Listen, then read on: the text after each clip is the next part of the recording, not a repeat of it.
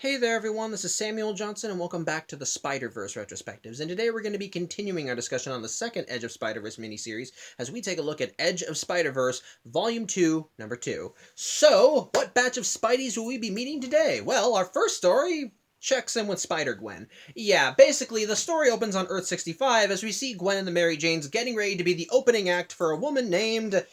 what was her name? Sorry, some things I actually need to look up again because, hey, why the hell should I keep notes?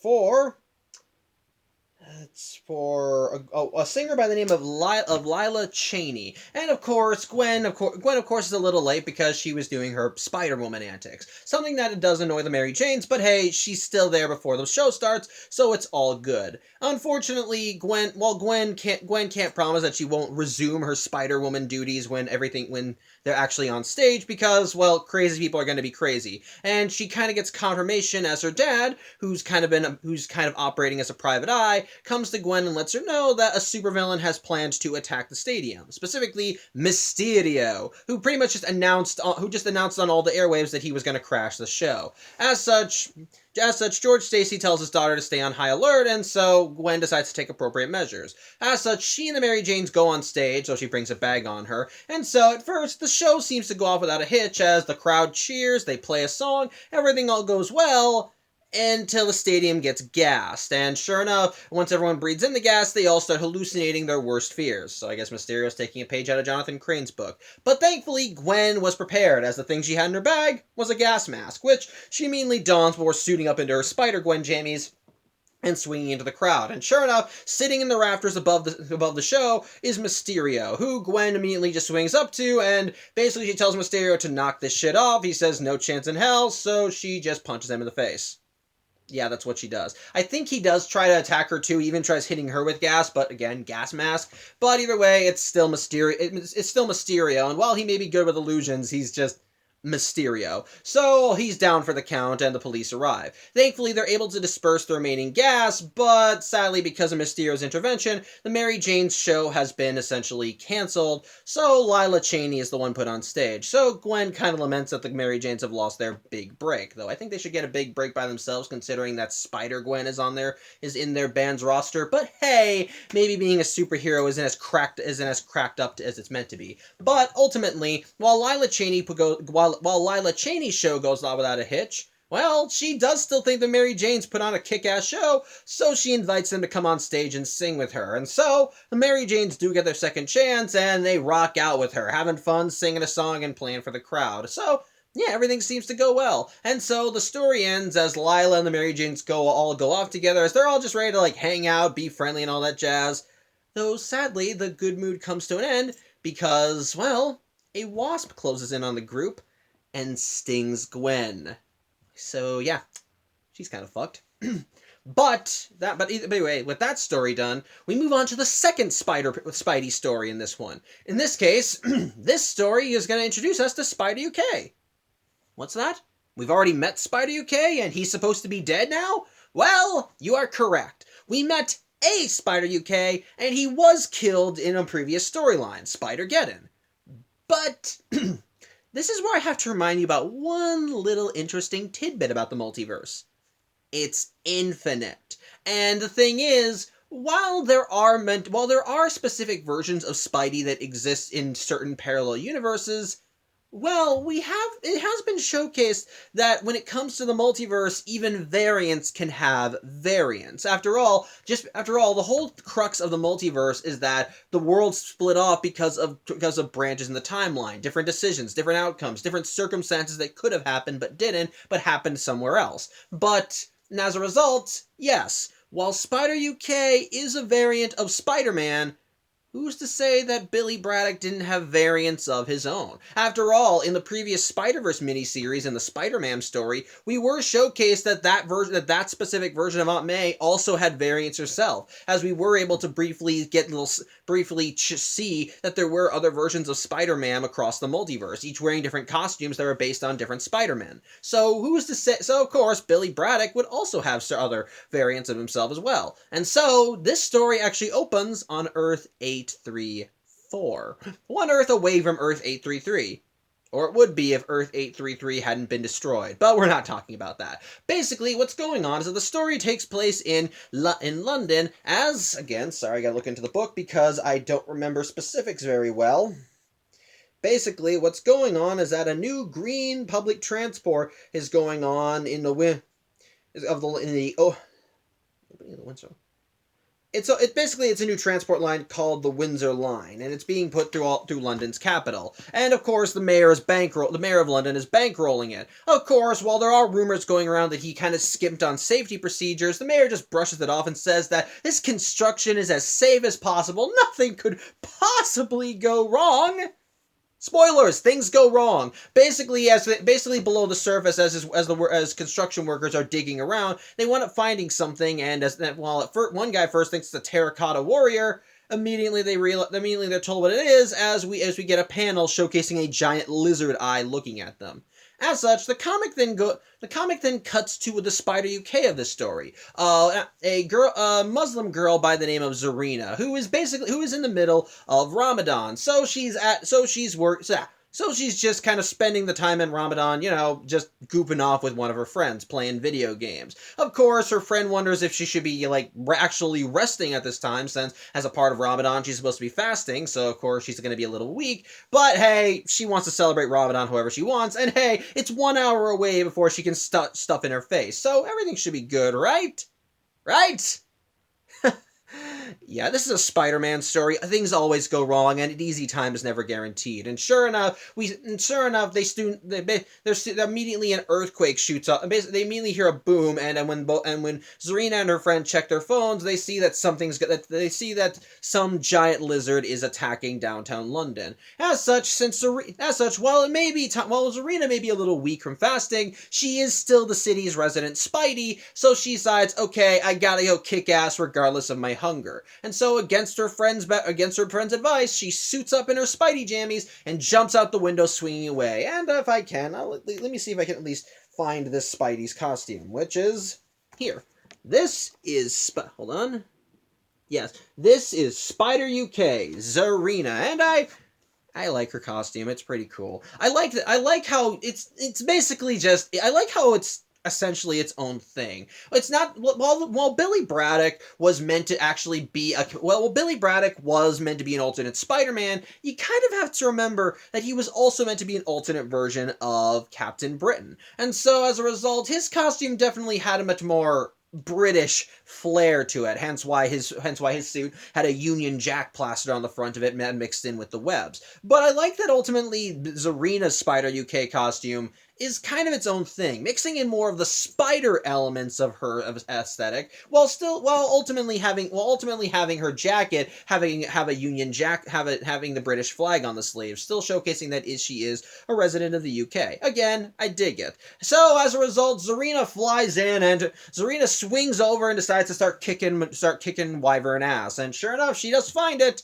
and discovers just how big this thing is. Of course, as she swings in, though, she gets a call from her bosses. Yeah, like Billy Braddock before her, Zarina does work with an organization that deals with these types of things. But whereas Billy Braddock was working with the Captain Britain Corps, Zarina works for a unit that's more local, so to speak. Specifically, it's an organization called WHO, and WHO is supposed to be an acronym that stands for, and I'm sorry I keep going back to this, the Weird Happenings Organization. Basically, they just deal with everything that's out of the ordinary, and Zarina is one of their best agents. While the head of WHO is telling Zarina to go back, it's fasting time. Again, Zarina's this world's resident spider person. She's not just going to sit back and let big monsters do with a big monster thing. So she decides to start trying to fight this wyvern, which is easier said than done, especially as when she swings closer to the wyvern, she sees what one of its attacks are, as it can actually spit out this weird whatever, and it's which anyone that gets hit by this weird goop that it spits out begins mutating into monsters. As such, Zarina immediately swings in. Zarina swings in, and while her boss is in her ear telling her to back off, they have to back off. Zarina thinks that if she wants to fight the wyvern, Well, if she wants to fight the Wyvern, she needs to come in prepared, especially if these people are being transformed. Because after all, if they're actually going to fight, after all, if they are going to take the Wyvern down, they still need to figure out how to fix these people if they can. So she wants to get in and grab a sample of this thing's well, spit, as we're going to call it. And it's here we see another added aspect of her jacket. It turns out it's essentially got a hammer space inside. She can literally store anything she wants in it, and as a result, she just has bottomless pockets. And from the bottomless pockets, she pulls out, I'm guessing, a hazard kit which has all the necessary material for her to gather a sample of this thing's spit so she can bring it back to base. Unfortunately, she's doing this in the middle of a crowd of mutated people who immediately turn their attention to her. Which, hold on a sec. Apologies, but yeah, immediately one of the mutated individuals flies at Zarina, and while she at first tries knocking him out of the sky using a web line, sadly fasting is kind of having an effect on her powers, because she has organic web shooters, and while her web lines would normally be able to hold this thing, it easily snaps through them, so Zarina realizes she kind of needs to run. As such, she manages to pull a flash grenade out of her jacket and throw it at this thing, and that allows her time to jump into a manhole and run for it. As such, she eventually meets up with the head of Who, this woman by the name of, and I'm so sorry that I keep referring back to this. I really should have just taken notes. Basically, her name is Alessandra Stewart, and the person that she's bringing the sample of this stuff to is her brother, Professor Alistair Stewart. And basically, don't expect me to remember those names. I'm just going to say the head of Who and her brother. But basically, ultimately, Alistair was able to take the sample that Zarina brought to them, and he was thankfully able to use it to come up with a concoction that can reverse the mutation. However, he's kind of condensed it into little tranq darts, and ultimately all Zarina has to do is get close to someone infected, or even the Wyvern itself, and just, fucking shoot them. As such, Zarina takes these things and decides to take the fight directly to the Wyvern, which is just basically going around London shoveling whatever it can into its mouth. As such, Zarina tries to hit it with her tranq darts, but unfortunately, her aim is a little off, and the Wyvern just kind of ignores her before deciding to fly away after eating. Zarina decides that she needs to take it down, but unfortunately, she finds that her webbing is a little not so well. Yeah, while Zarina has organic web shooters, sadly she faces a problem that many other Spideys in the multiverse do. Namely, she can run out of webbing, and while her body can mass produce it, it can only produce so much in so little time. So as a result, Zarina is able to realize that her next web line is going to be her last. So she decides that her best course of action is to shoot a web line at the Wyvern and hope to God that her enhanced strength will be able to keep it from flying away. It fails. In fact, the Wyvern instead takes Zarina out for a fly and just flies all around London. And unfortunately, as it flies around, it ends up flying towards a building, which it manages to avoid by flying over it, but the turn was so sharp that if Zarina doesn't let go of the webbing, she'll just splat right into the building.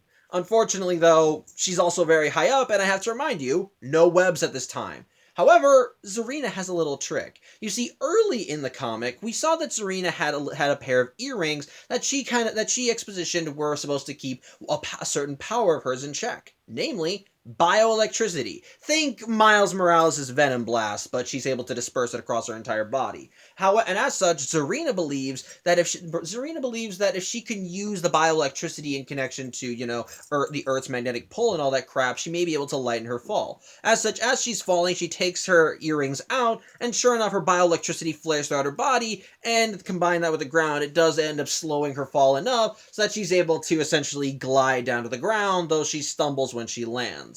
As such, she ends up running back into the head of Who again, who does kind of give her some light ribbing over not being able to stop the Wyvern, but Zarina just kind of brushes it off, and basically, but ultimately, all that the head of Who was doing was just that, light ribbing. As after all, it turns out her brother actually came up with a new way of dispensing the cure, an aerosol solution. The only problem is that they need to get the attention of all the people that the Wyvern has infected, which, again, give me a second.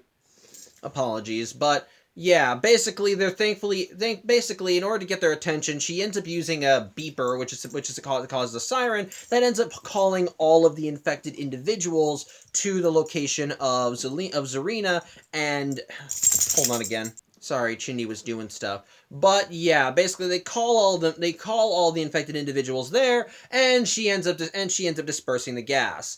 Unfortunately, the gas is not taking effect immediately, and the creatures are still zooming in on the head of Who and Zarina. Thankfully, Zarina's flight or fight instincts kick in, and it does allow her to quickly mass produce new webbing to try and cover their asses. Unfortunately, because the webbing was so last minute, and because Zarina is still fasting, the webbing is not as strong, so the monsters are easily breaking through it. So if she has anything to try and hold them back, now is the time to use it. Which again brings Zarina back to her bioelectricity, as she decides that if she's taking these things down, she's got to do a bang. So, Miles' ultimate Venom Blast attack that he uses in his video game?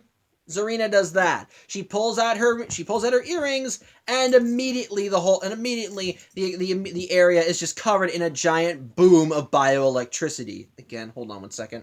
Apologies, Chinny was trying to get at something under my bed. But anyway, yeah, basically the bioelectricity does manage to stun all of the infected individuals, and sure enough, it does allow time for the gas to be dispersed more properly throughout their systems, and they all revert back to human. However, there's still the matter of the Wyvern, but thankfully, the head of Who was able to call in a favor or two, and sure enough, as the Wyvern is flying around, well, in come the choppers, which immediately come in and then just immediately kind of either trank or zap the Wyvern, and they basically just knock it out and land it in a net, which the end result, it does end up catching it. So yeah, London is safe, and ultimately S.H.I.E.L.D. decides to lay claim to the Wyvern, so the head of Who just says it's the Americans' problem, not ours. Either way, problem's done, people safe, we have to do anything. And not a moment too soon, as Serena's phone immediately lets her know that her fast is over, so she can start chowing down. And so, after saying a prayer to Allah, she pulls out some snacks and gets ready to chow down.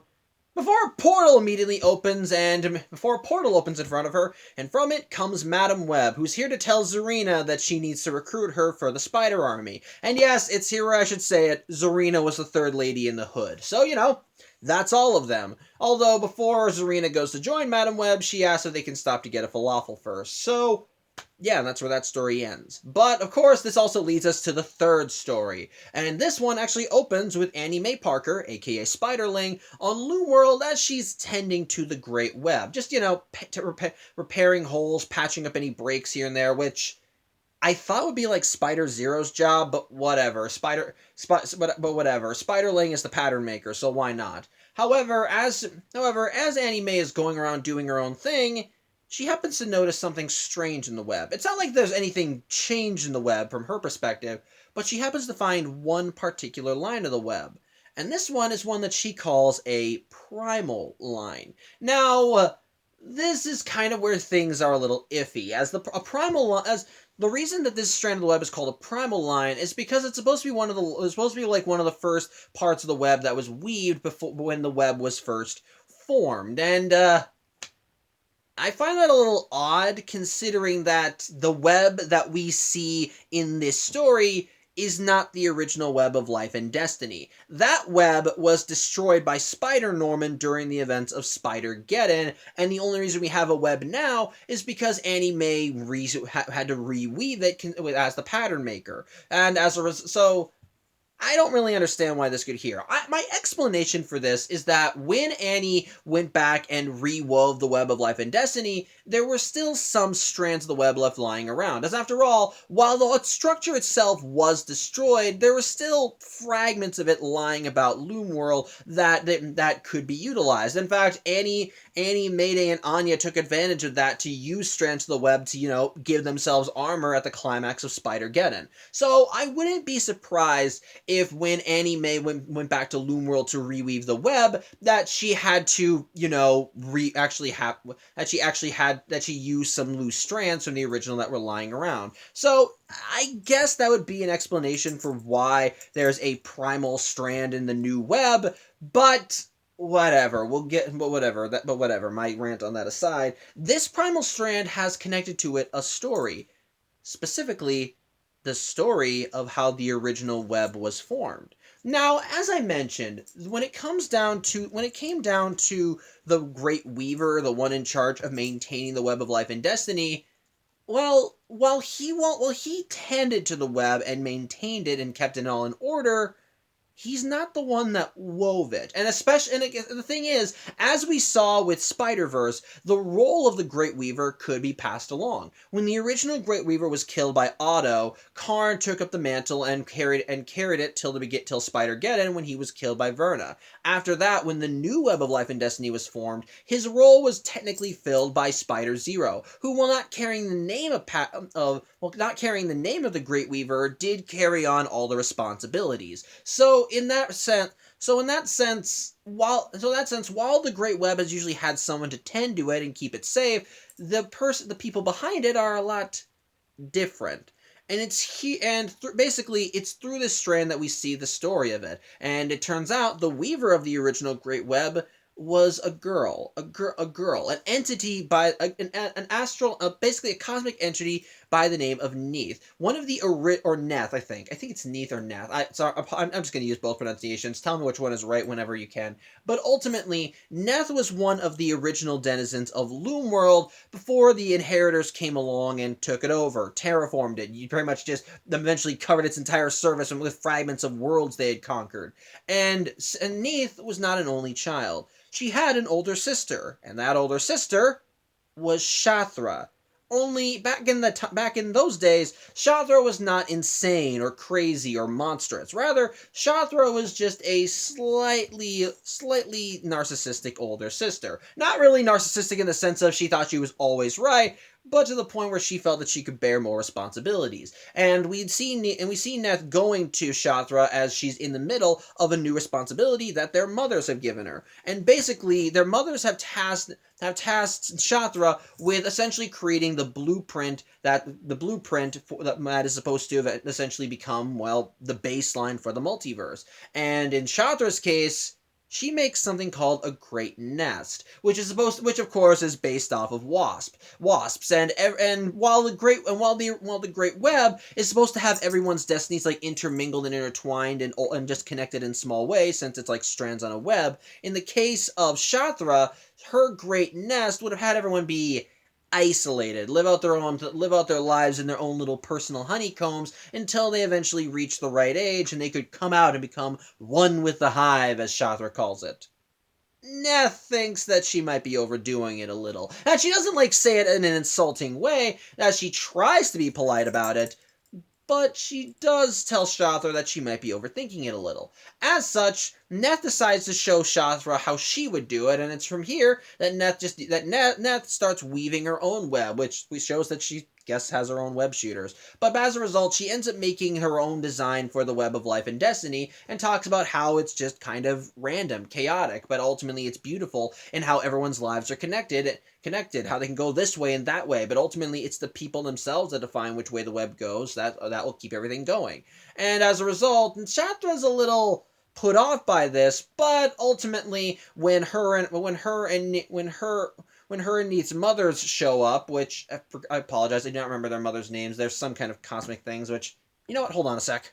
Their mothers are named Oshter and Gaia. Basically, as Oshter and Gaia show up to see what Shatra has done, they see her great nest and essentially have the exact same reaction Neth did. That it's something, I guess, but they tell Shatra that this might be their fault. They might have been putting too much pressure on her, and that maybe she could take a rest. However, Oshter and Gaia end up seeing Neth's design outline for the Great Web, and they think it looks amazing. So much so that they tell Neith, "Hey, do you want to do this task? We can let you. If you, it looks like you've already gotten started." And as such, Neith accepts the offer, though she asks Shatra if she's okay with it first, as it was Shatra's original job, so she at the very least wants her sister's permission. And as such, while Shatra clearly looks a little hurt that her younger sister is being chosen over her, Shatra does give her blessing and say, maybe I shouldn't have done this after all. You know what? You go on, sister. I'll take care of it. Again, hold on. Chinny's looking at me. Apologies. Chinny wanted to be let out, and I'm probably going to let her in very soon. But anyway, with Shatra's blessing, Neith immediately begins weaving a web with under her mother's supervision, and as such, Shathra herself decides to make herself scarce. Though we can see that something's a little off with her as she walks away and just kind of mumbles to herself that maybe it's best she didn't take the job, that all that would have been too much on her, all that pressure could have caused something deep in her. We see her heart, or where her heart is, where her heart is, and we see a blackness forming. And from her shadow, we see a darkness spread out even further, showcasing that, yeah, essentially, the seed of darkness has already been planted. And sure enough, the story cuts ahead to much later, as we see that Neth has finished her new great web, which is now just encompassing all of Loomworld, with Oster and Gaia just bringing all the other primordial beings together and showing off what she has done, and with Shathra even being there as well. And unfortunately, yeah, it's at this point that we can tell that the darkness that was in Shathra's heart has spread even further, because whereas before she was a little put off by the fact that her younger sister got picked over her, she's now outright venomous, especially when she sees all the little spiders that Neith has put over the Great Web to keep it in line, since, Neith's still a young kid and she just wants time to play. She doesn't want to keep tending to this thing on her own. The spiders do that for her. As such, everyone decides to celebrate the Great Web, and Shathra just tells them and Shathra even agrees that they can all go off and celebrate. But once Shathra is alone with the web, she makes her true intentions known as her appearance changes into her spider wasp god form, which, let's see if I can actually find a good shot of that, because it's actually because I actually like the design. Yeah, this is Shathra, this black inky thing, which, believe it or not, I kind of like that design for Shathra. It's really cool. It gives her an ominous look. But either way, yeah, essentially, Shathra did snap. My assumption is that the reason why the Seed of Darkness was planted was because, like her mother said, she had so much pressure put on her to make the great nest and make it perfect. But then when everyone saw the nest, none of them really liked it. And so when her younger sister started weaving something, they preferred that. And while everyone tried to give Shathra some breath and say, maybe we put too much pressure on you, and even need to ask Shathra's permission before she could start with the web, it's clear that there was a part of her that was offended that despite all the work she put into the great nest, her sister's design was chosen over hers. And so even though her sister went forward with her blessing, Shathra definitely was still jealous, and that jealousy spawned into the darkness that consumed her, eventually turning her into the dark god Shathra that we know now. And well, now that Shathra's alone with the web, she decides to sabotage it a little, as she very much has aspirations to control this thing. As such, she ends up spreading out her own little wasps into the web, who begin infecting some of the spiders that Neith has put along it. And basically, by infecting the spiders, she's starting to infect some of the worlds in the web, and especially one of the strands, which is where the primal strand comes in. As it turns out, Shathra also put a booby trap in the original web. It basically, this primal strand, while containing the story of how the web was formed,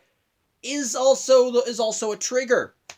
If any person is to look into this thread and see its stories, it will essentially open the door for Shathra to come back.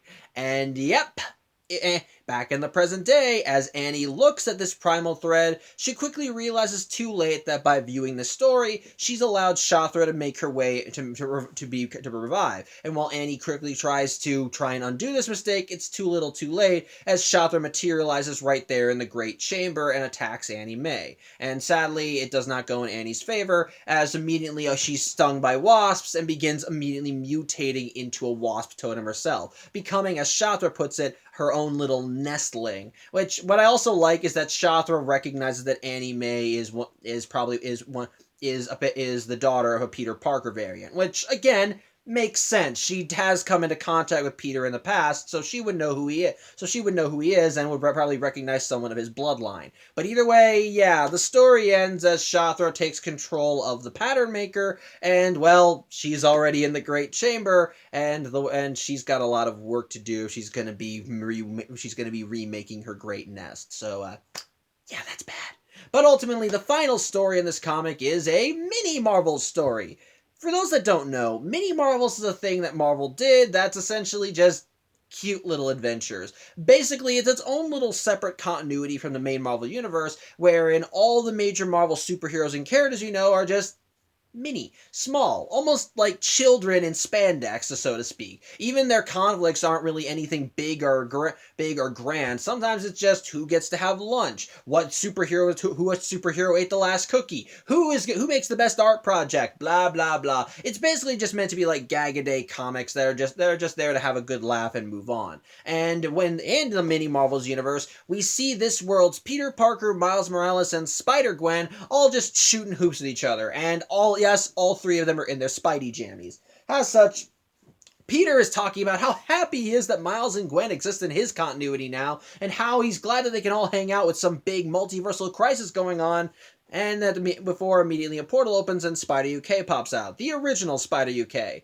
Of a sort, I'll explain in a bit, who lets them know that a big multiversal crisis is going on, which annoys Peter. As such, Spidey UK tells them that some big thing, that ultimately Shathra has returned and is trying to sting all the Spideys in the multiverse with her wasps. But as he says this, a wasp comes out and stings him, and so it makes Spidey UK evil, and as he says, he has the urge to give the spiders there a good thrashing before someone off panel kicks him into a portal and throws him out. And this one that did that is Zarina, the new Spider UK. And the thing is, the Spider UK we saw before, the one that was supposed to be like the original, he was a mini Marvels variant. Yeah, he looked exactly like Billy Braddock when he wore the costume, and basically he was about the same size as as Peter, Miles, and Gwen. So the one that's popped in and kicked him out of the universe, it's the original Zarina, and we know she's the original because she's a lot taller than them. But either way, yeah, she's here to let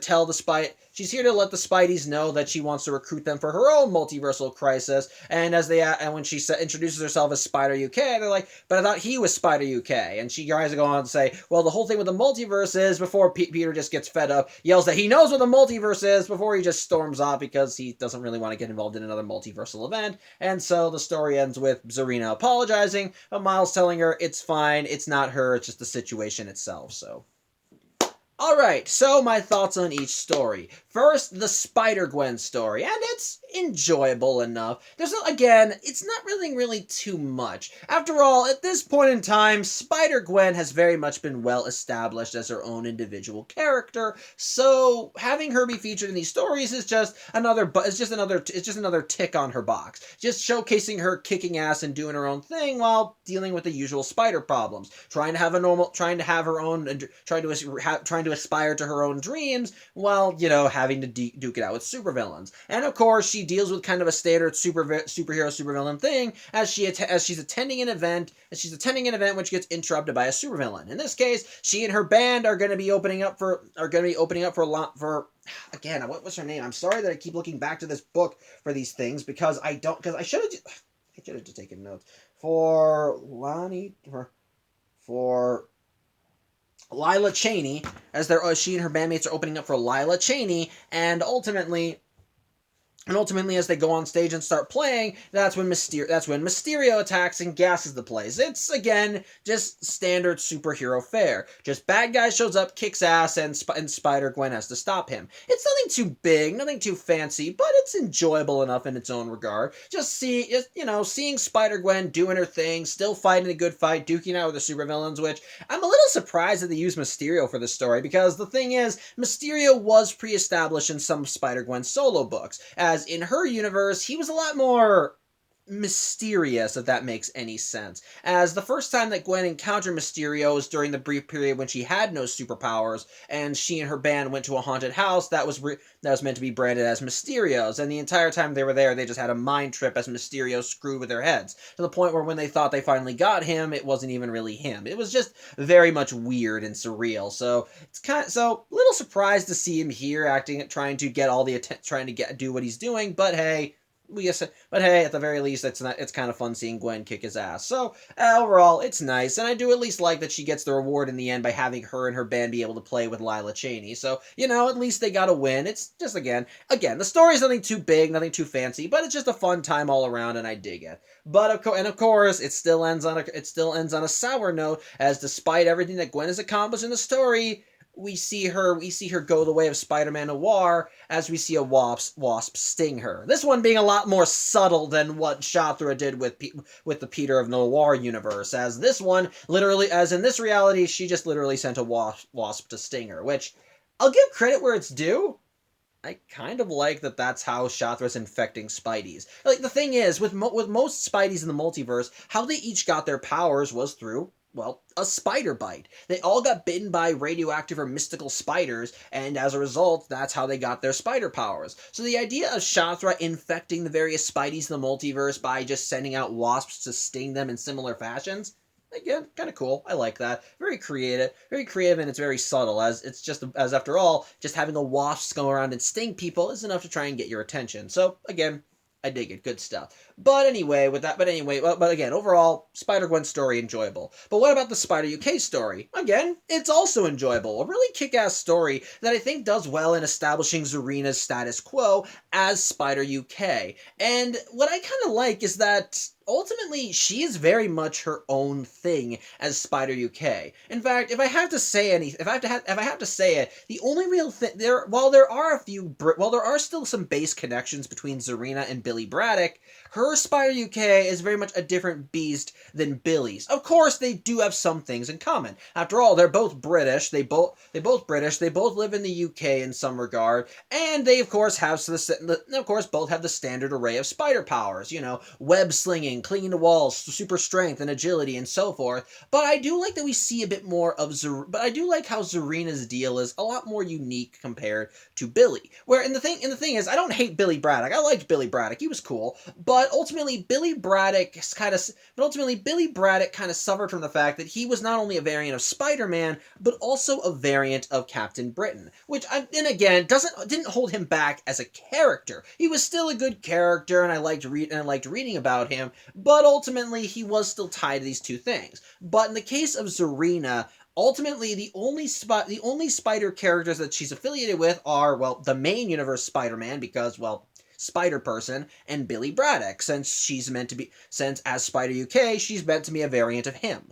But with that being said, her Spider UK is an entirely different thing. Her powers, while similar, are not exactly the same. She has the bioelectricity powers. She has gadgets in her arsenal that Billy Braddock did not have. She works for an entirely different organization. And again, despite the thing is, while I call her a variant of Spider UK, it's Spider UK that she's only a variant of. Underneath the mask, she's not Billy Braddock. She's Zarina, like I said. And Zarina is a very different character than Billy. And I like how they establish her in the comic. We see basically just through dialogue, you're able to get a sense of who she is and what she's like. We learn that she's Muslim when we learn she celebrates Ramadan and that she's fasting. We get a sense of what her day-to-day life is like when we learn about how she's affiliated with who and what she does. We already get a sense that she's been Spider UK for a while, considering how prepared she is and what she has at her disposal. We see the struggle she has to go through, as like with all Spider people, she has moments where she is unsure of herself, and likewise when things don't go wrong. Like, for example, the fact that this whole wyvern attack is happening while she's fasting also ensures that while she does have a step up above normal civilians, she's still a lot weaker than she normally is because she hasn't been eating. And so she's essentially working with a handicap throughout the whole story. But she's able to try and figure a way out of this, and she's still able to think on her feet and actually try and find solutions around the problems. As she knows that when the wyvern begins mutating people, her first priority is get a sample of this thing's spit so she can potentially mix up a cure with the help of the director's brother. And on top of that, even when her webbing starts failing, she has a flash grenade on standby so she can escape. When she does try to confront the dragon, it's like a it's like an ant duking it out with a mountain. It doesn't work. But at the very least, when things go wrong, we're able to see her use her powers more effectively to get out of a situation. Again, showcasing her experience with them as well as the creativity that she utilizes with them. And then likewise, we see her strategy continuing to evolve as the threat continues evolving, and as her crew manages to turn the cure into an aerosol solution that they use to spray all the infected individuals by luring them to a singular location. And when things start getting hairy there, we see her start taking advantage more of her powers. And you can kind of understand why she doesn't use her bioelectricity the same way that Miles does, because whereas Miles does seem to have a better grasp of control over his bioelectricity, it's clear that when it comes to Serena, her bioelectricity is always on. Hence why she has her earrings. But when the instant she takes them out, it's like the bioelectricity just spreads throughout her body. So she has to control. It's up to her when she uses it and how. Because ultimately, if you're a spider person who's constantly shooting off electricity, it's just gonna end badly for everyone involved. So on the whole, but again, I do at the very least like how they establish her and showcase her as Spider UK and as a character. And ultimately, you can tell that she's very quick on her feet, very smart, likable in her own regard, has the same charm that most Spideys in the multiverse do, and on the whole, I think that she's just a cool character, and I think this is a decent introduction for her, establishing her in her own home environment, establishing her skill as a superhero, and also just showcasing some good kick-ass fighting as she dukes it out with the Wyvern and its spawn. So again, good stuff. And again, she is one of the people. And again, it is cool seeing her being brought into the Spider-Verse thing as Madam Web shows up. And yeah, like I said, she was one of the 3 people in the hoods that Spider-Laird saw in his story in the last issue. So yeah, the big 3 are here. That's good. That's all good. But what about the Shathra story? I like this one. I will not deny one thing. It feels rushed in some regard. Like I do believe Shathra's turn, and I can kind of theorize for how it happens. With how the story is framed, her transformation from kind benevolent Shathra to wasp goddess Shathra who wants to corrupt the web of life and destiny is iffy, in my opinion. Just a little bit iffy. And I say it's iffy because, well, the story just jumps ahead. Basically, like I said, the main root of what makes Shathra go bad is jealousy. And it's not like was an angry individual, it's just she took pride in all the work she accomplished, and she was told to make this thing perfect. And so she put all of her heart into making what she thought would be the very foundation for the multiverse, only to be told it's not that great. And to be fair, her family tried to let her down kindly. They didn't want to insult all of her work, but when it came down to it, none of them were very much impressed by it. And Neith, without even trying, created something better. And in the case of Neith, she just did what she did to try and showcase to Shathra what she could do with her design. She wasn't trying to usurp Shathra's position. She just wanted to say, okay, why don't you try it like this, and then just made a web to use an example. And as a result, when their mothers showed up and saw what Neith did, they were like, well, it looks like you've already got something started. Why don't you continue on this mission? And the thing is, they weren't trying to do that to damn Shathra. They weren't trying to tell her, oh, your thing sucks, we're going with hers now. Which, okay, they unintentionally did. But they even stated that part of the reason why they think Shathra was failing was because so much pressure was put on her shoulders. And even Neith, when she was given the position, said she wouldn't take it unless Shathra gave her blessing. And so it's clear that they were trying to be kind to her, but I will openly admit, even kindness can be a double-edged sword. While you try to show kindness to others, indirectly you may also be hurting them. Like, let's say, for example, someone wanted to cook a meal for your family, and they're not the regular cook, but they want to try their hand on it. They don't have a lot of experience, but they want to try and do something anyway. However, someone else wants to come in and help them cook. And of course, they have all the best of intentions and want to do this thing to try and help them along, but as a result, but because one person is more knowledgeable with cooking than the other person, they start doing a lot more in the kitchen. Whereas the person who was originally volunteering feels like they're put on the sidelines and only doing a few other things that were only a handful of what they intended to do. And as a result, while the other person did what they did out of kindness, it still comes across as, well, it still kind of makes the other it still makes that person feel sour because they wanted to do something, and with this, and while one person is just trying to offer support, it can kind of feel like they're taking something away from them. And that's exactly what we see with Shathra here. While she tries to tell herself that it was probably for the best that Neith takes the position because because the pressure was getting to her, maybe she did have no business, she did still put a lot of effort into making her great nest. And so for her sister to create something better without even trying, well, I can understand why you would probably get a little angry at that. And while she still gave her blessing to Nath and even tried to tell herself it's fine, it's all good, she'll do a better job of it, the jealousy is still there. And by essentially trying to bury that jealousy, she just allows it to fester more to the point where eventually it fully corrupts her and transforms her into the Shathra that's the enemy of End of the Spider-Verse.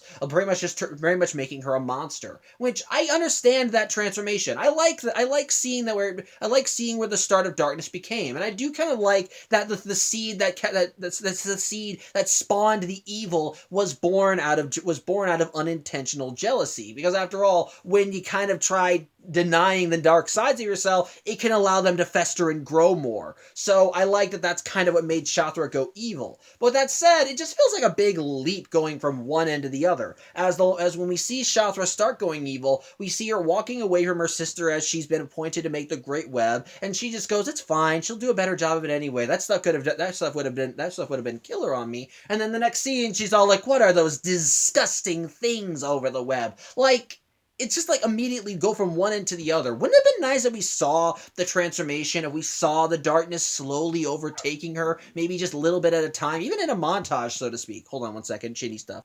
Again, chinny stuff. But yeah, like I said, wouldn't it have been better if we had seen the transformation even in like a montage or something? But because it just goes from point A to point B without allowing us to see the journey in between, it kind of feels like a rushed transition. And as a result, while I understand Shathra's transformation, it also really does not feel like feels like it could have been done a lot better. And kind of going back in that vein, it's still weird that we're seeing this story through what's supposed to be a primal strand in the web, even though this web is supposed to be a new web of life and destiny. Again, you could probably explain it by saying that maybe Annie Mae used one of the strands from the original Great Web to make this thing. As after all, while the web was destroyed, there were still fragments of it around the Great Chamber. So again, maybe she could have recycled one she could have recycled some of the strands when she remade the web, and one of the strands that survived was this primal thread that Shathra corrupted.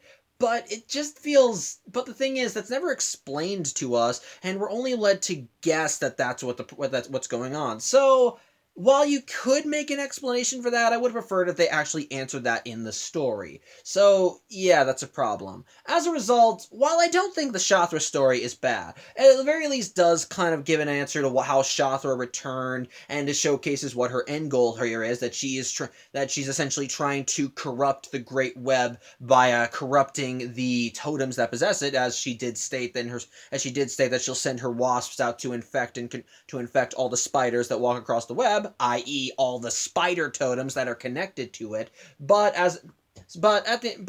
it does give a decent origin to her, I think it could have been handled better. It's not awful. It's just decent. It has, like I said, it has its problems with how we see the story and Shathra's transformation, but at the end of the day, it's just decent as a result. So, there you go. And as such, for the mini Marvel story, again, just a fun little time. It's just a quick, goofy little comic as we see the mini Marvels versions of Peter Parker, Miles, and Gwen just kind of shooting hoops and talking about how it's so good that they don't have a multiversal crisis going on. before the multiversal crisis comes to them, with Mini Marvel's Billy Braddock coming in to recruit them, getting infected by one of Shadra's wasps before he gets his ass kicked by Zarina, who comes in to actually recruit them for the greater Spider Army, so to speak. So again, it's cute, it's funny, it's cute, it's funny, it's got charm. Overall, just a fun story. So yeah, Spider-Gwen story, short, sweet and to the point, just overall meant to just be fun time, and I like it. The Zarina story, also pretty good, so establishing her character and her status as Spider UK well, showcasing her general setup and situation with her association with Who, fighting the Wyvern, and what she can do in that regard. The Shadra story is decent, but has some problems when you stop and think about it. And then likewise the Mini Marvel story, just a fun little time. So on the whole, yeah, good. Overall, yeah, still fun. Overall, still a fun issue. So yeah, I think that's really all I have to say.